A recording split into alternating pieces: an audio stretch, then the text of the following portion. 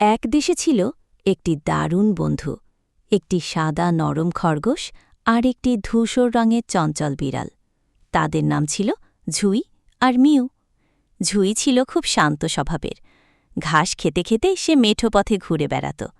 আর mu ছিল দুষ্টু আর কৌতূহলী, এক ডালে উঠে আরেক ডালে লাফিয়ে বেড়াত। একদিন তারা ঠিক করল, চলো আজ আমরা একসাথে জঙ্গলের গভীরে ঘুরতে যাই।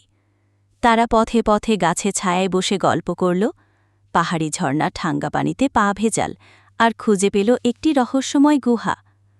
গুহার ভেতরে ঢুকে তারা দেখতে পেল ঝলমলে রত্নে ভরা একটি পুরনো কাঠের বাক্স। বিড়ালটি মিউ চিৎকার করে বলল, আমরা তো গুপ্তধন পেয়ে গেছি। কিন্তু খরগোশ ঝুই বলল, চলো এগুলো কাউকে না দিয়ে গাছের নিচে পুঁতে রাখি, এটা আমাদের গোপন থাকবে। তারা বাক্সটি মাটির নিচে পুঁতে রাখল এবং সেখানে একটি ছোট গাছ লাগিয়ে দিল, চিহ্ন হিসেবে। এরপর তারা প্রতিদিন ওই গাছের যত্ন নিতে লাগল। বছরখানিক পর সেই ছোট চারা বড় গাছ হয়ে উঠল, তাদের বন্ধুত্বের প্রতীক।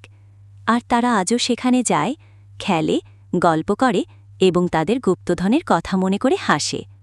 শিক্ষা: সত্যিকারের বন্ধুত্ব মানে শুধু খেলা নয়, বিশ্বাস আর গোপন